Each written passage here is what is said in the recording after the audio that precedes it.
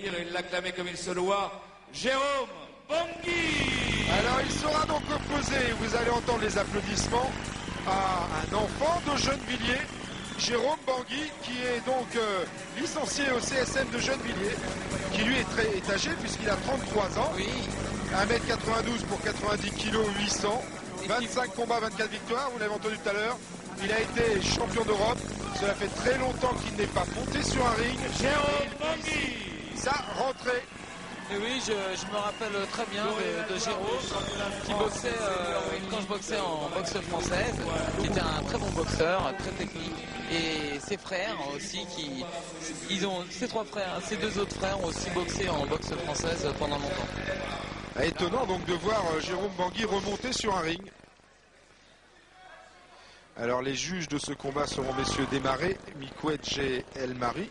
Quant à l'arbitre, vous l'avez déjà vu officier au cours de cette soirée, il s'agit de Georges Pochet. Alors là, difficile de faire des pronostics parce qu'on sait pas trop en fait, Sébastien, dans quel état de forme se situe Jérôme Bangui, puisque c'est sa rentrée. C'est sa rentrée, on va voir ça déjà dans les premières et deuxièmes reprises. En tout cas, 10 ans d'écart entre les deux boxeurs. Maintenant, on ne sait jamais, vous savez, des fois, on ne sait pas ce qui peut se passer dans la tête d'un boxeur. Et s'il reprend la compétition, c'est qu'il en avait besoin et ça lui donne peut-être un équilibre et il veut prouver à lui-même que... Alors voilà, Jérôme Bangui, Il est encore de gris et noir vêtu, et Jean-François Rimani en vert et noir. Je peux vous dire, mon cher Bruno, que pour des lourds... Ils sont très vifs. Hein. Ils sont très vifs.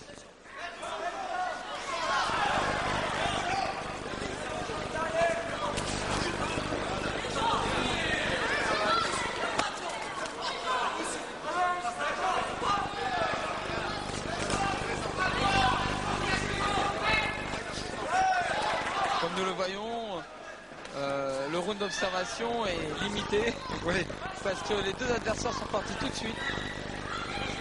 Il va y avoir quand même une petite interrogation quand même du côté de Jean-François Rimani, qui, on le rappelle, est champion de France Espoir et un beau gauche qui tire contre un revenant, hein, on peut dire. Donc il doit se demander un petit peu quand même, Jean-François, ce que fait Jérôme Bangui sur le ring. Hein. Et surtout que Jean-François a dû voir Jérôme boxer alors que lui était dans les sièges et regardait. Tout à fait, oui. Ça fait souvent drôle de boxer des fois soit contre une idole ou de boxer contre un ancien champion. C'est toujours impressionnant. Oh oui, très belle gauche là, hein, au visage de la part de Jean-François Rimani. Pour l'instant, une technique de jambes et de poings très équilibrée de la part des deux tireurs. Hein. Oui, oui. Oh oui, ça fait mal. Côté jambe arrière de la part de Jérôme Bangui.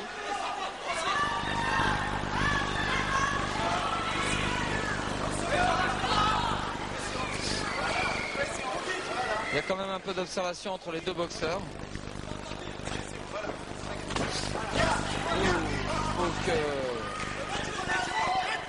Faut que Jean-François fasse attention.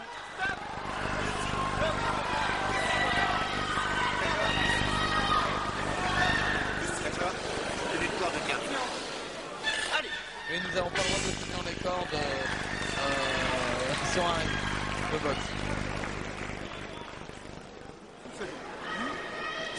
La première reprise assez... Et comme on peut le voir... difficile entre les deux tireurs quand même, hein, difficile de dégager un avantage pour l'un ou pour l'autre. Surprenant, Jérôme Bangui, qui a l'air très affûté. Un violent fouetté jambe arrière dans la jambe avant de Jean-François, qui me semble l'avoir vu un petit peu boiter en rentrant dans son coin. Voilà, il le montre un petit travail. Il a une jambe à dîner, il va continuer à gauche. Ouais, il a pris un fouetté arrière assez... voilà, on va le revoir. Voilà. Vous pouvez voir ça. Ouais. C'était quand même en plus de la part de oui, 80 et quelques kilos. Ça fait des poids intéressants puisque on est dans la catégorie lourd. Dès qu'il voit sa jambe avant, dans 90 kg 800 pour Jérôme Bangui. Nous avons là à l'image. Allez Jean!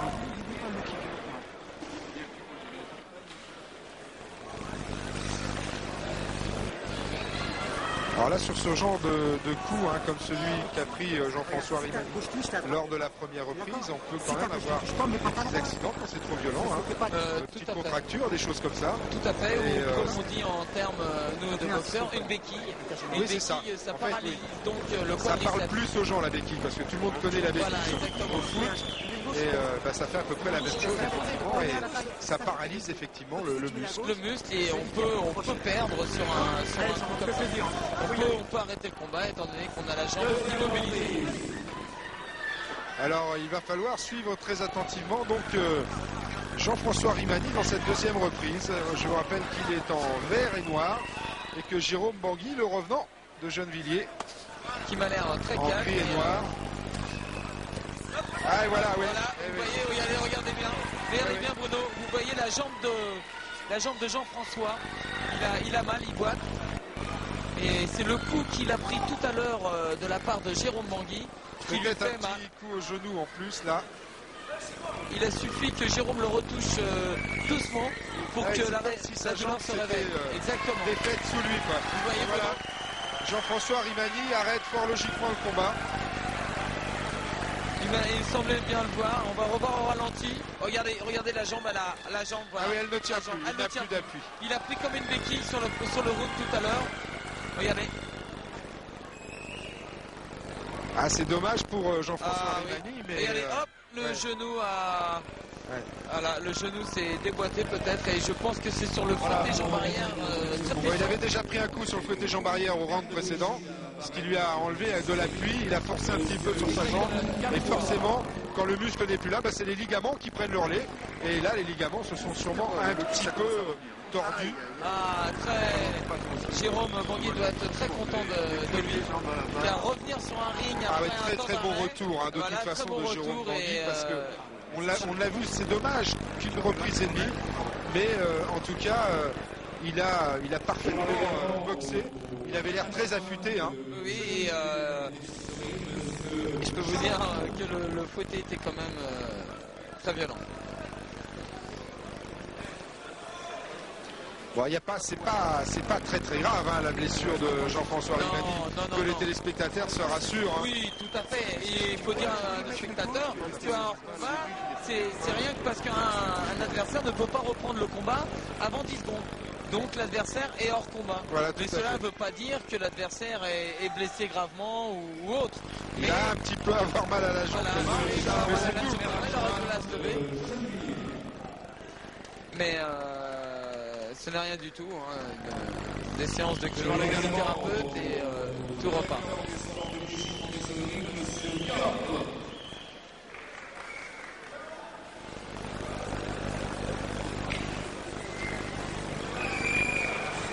C'était intéressant l'image de Jérôme Bangui. Il était encore dans son combat. Hein. Oui, il est concentré. Regardez-le. Il s'est pas rendu compte. Ouais, je crois qu'il n'a pas réalisé qu'il avait gagné le championnat de France senior encore. Hein. Bangui.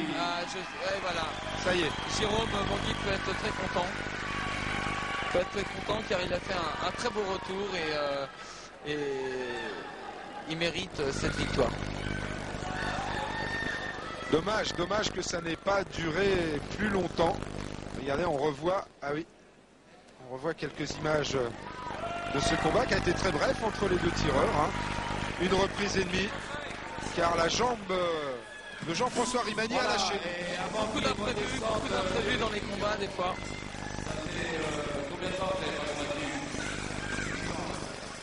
Voilà, ça faisait 8 ans que Jérôme Bangui n'était pas monté sur un ring. Vous vous rendez compte comme quoi, quand on veut, on peut.